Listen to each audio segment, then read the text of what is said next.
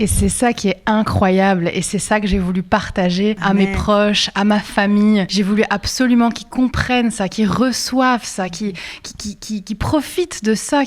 C'était indescriptible. C'est quand j'ai reçu cette révélation et je vous en que ma prière c'est que vous la receviez aussi, cette révélation. Quand on reçoit vraiment cette révélation, vraiment j'avais à cœur de convertir ma famille. Je voulais vraiment, j'étais précipitée. Je voulais absolument qu'ils comprennent, qu'ils sachent, qu'ils reçoivent l'amour, qu'ils reçoivent la paix, qu'ils reçoivent leur guérison. Vraiment, j'étais de ce que Dieu attend que je sois au travers de mes proches. Et c'était vraiment dans mon attitude que je reflétais finalement la foi et la vie chrétienne.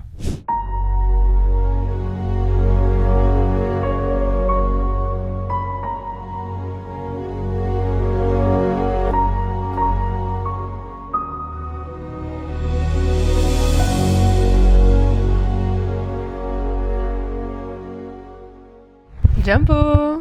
Jambo sana. Habari. Muzuri. Na weye mama? Muzuri sana. Nous venons de faire une salutation en Swahili. Le Swahili, c'est une langue qui est parlée en République démocratique du Congo, mais également dans d'autres pays d'Afrique. Et j'espère qu'il y a quelques swahiliphones qui se sont reconnus et qui ont compris. J'en profite pour vous dire bonjour. Et pour ceux qui ne parlent pas la langue, bien entendu, je vais faire une brève traduction. Donc c'est bonjour. Comment vas-tu? Je vais bien. Et toi, maman, comment vas-tu? J'ai répondu que j'allais bien. Voilà, nous espérons également que vous allez bien, vous qui nous suivez aujourd'hui. C'est notre rendez-vous hebdomadaire. Nous sommes mercredi et nous sommes sur le plateau des Eaux Paisibles TV dans l'émission Ciel ouvert. Alors aujourd'hui, nous accueillons encore Laura sur le plateau. Bonjour. Voilà, et elle va toujours nous parler de son expérience et son témoignage par le jeûne et la prière. Notre Dieu est un Dieu de relation. Et c'est dans ce sens-là que le Père a envoyé le Fils sur la terre afin de nous réconcilier avec Dieu, nous réconcilier avec le Père.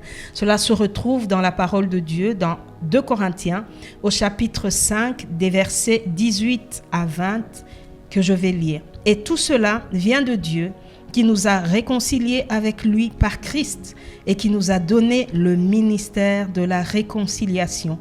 Car Dieu était en Christ, réconciliant le monde avec lui-même, en n'imputant point aux hommes leurs offenses, et il a mis en nous la parole de la réconciliation. Nous faisons donc les fonctions d'ambassadeurs pour Christ, comme si Dieu exhortait par nous. Nous vous en supplions, au nom de Christ, soyez réconciliés avec Dieu. Nous avons reçu le ministère de la réconciliation. Et c'est ça qui est incroyable, et c'est ça que j'ai voulu partager à mes proches, à ma famille. J'ai voulu absolument qu'ils comprennent ça, qu'ils reçoivent ça, qu'ils profitent de ça, c'était indescriptible. C'est quand j'ai reçu cette révélation et je vous en que ma prière c'est que vous la receviez aussi, cette révélation. Quand on reçoit vraiment cette révélation, vraiment j'avais à cœur de convertir ma famille.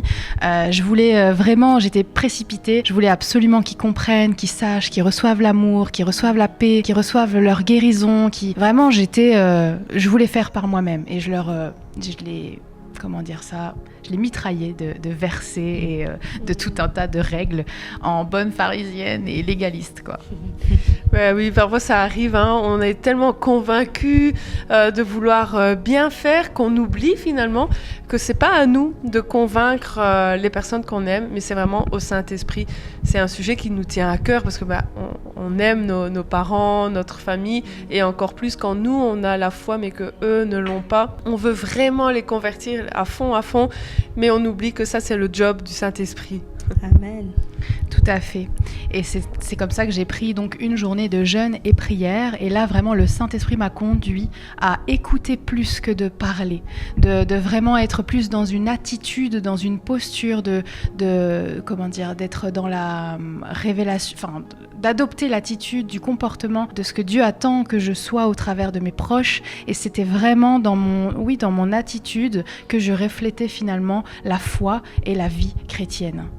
Amen. Quand tu parles d'attitude, ça me fait penser au passage dans Ésaïe, chapitre 30, au verset 15. Je peux comprendre, tu venais à peine de te convertir. Tu as été dans la précipitation, dans la joie de la nouvelle convertie en disant « Je veux que toute ma famille soit convertie ». Et tu as fait les choses peut-être de manière assez gauche et tu étais peut-être rempli d'engouement. Et là, dans Ésaïe 30, au verset 15, il est dit ceci « Car ainsi a parlé le Seigneur, l'Éternel, le Saint d'Israël, c'est dans la tranquillité et le repos que sera votre salut. C'est dans le calme et la confiance que sera votre force. Mais vous ne l'avez pas voulu. » Ici, dans ce passage, Dieu nous demande d'être dans le repos, de ne pas être dans la précipitation, d'être dans le calme et tout simplement de se confier en lui. Peu importe les difficultés par lesquelles on passe, peu importe les situations qui peuvent parfois être stressantes, mais on doit garder ce calme et cette confiance en Dieu. Le verset 16... Par contre, ça vient comme quelque chose pour trancher. Il dit ceci. Vous avez dit non, nous prendrons la course à cheval. Comme si ils ont refusé de faire confiance et de rester dans le calme et la confiance. Tout à fait. Et là, justement, c'était un des versets qui m'avait été révélé par le Seigneur, de me dire la suite. Oui, c'est dans le calme et la confiance que me vient le secours, mais la suite, c'est « vous ne l'avez pas voulu ». Et dans le « vous ne l'avez pas voulu », le Saint-Esprit m'a réellement révélé que, effectivement, si j'ai des peurs, je lui fais pas complètement confiance. Et si je lui fais pas totalement confiance, je bloque aussi, finalement, les bénédictions ou les compréhensions. Quand je veux dire certaines choses ou partager certaines choses à mes proches, à ma famille, le fait de venir mêler la peur à ça vient tout modifier dans ce que finalement je veux leur partager, c'est-à-dire l'amour, la joie, la paix, les fruits de l'esprit finalement. Et donc j'encourage vraiment à ce que vous vous laissiez conduire et vous lui faites confiance totalement. Et c'est ce qui m'a permis aussi d'abandonner ma maman en l'occurrence, mais aussi ma famille entre les mains de Dieu. Et maintenant c'est à lui que je m'attends et quand c'est compliqué, c'est vers lui que je vais dans la prière. Amen. En tout cas, merci Laura pour ton témoignage. C'est un sujet ô combien important qu'est la réconciliation avec notre famille. Ça peut aussi être famille éloignée, pas que dans le cercle restreint. Ça peut aussi être avec des amis. Il y a eu des difficultés à un moment dans la relation, au niveau de la hiérarchie aussi au travail peut-être, où vous n'avez pas la paix dans votre cœur, où vous souhaitez amener la personne aussi à Christ, vous souhaitez son salut. Et quand on a ça à cœur, comme je le disais tantôt, parce qu'on aime la personne, et c'est d'autant plus important quand c'est notre famille.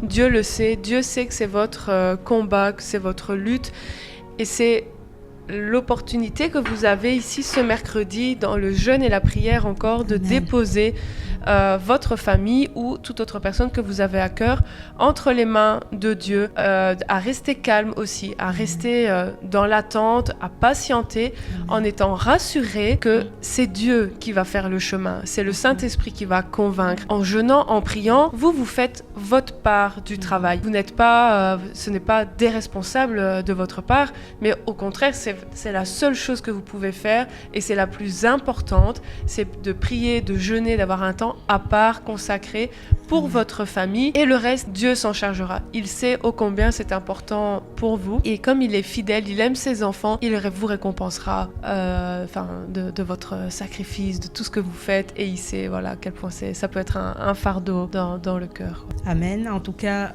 Laura, nous te remercions encore une fois. Merci beaucoup. Je suppose que tu as vraiment béni beaucoup de personnes. Commentez, mettez un super like, surtout. Amen. Abonnez-vous. Et j'espère que vous n'avez pas oublié le défi que Néhémia vous a donné. Jusqu'à la fin du mois d'août. Jusqu'à la fin du mois d'août. Donc, on vous rappelle, précédemment, nous étions à plus ou moins 450-470 abonnés.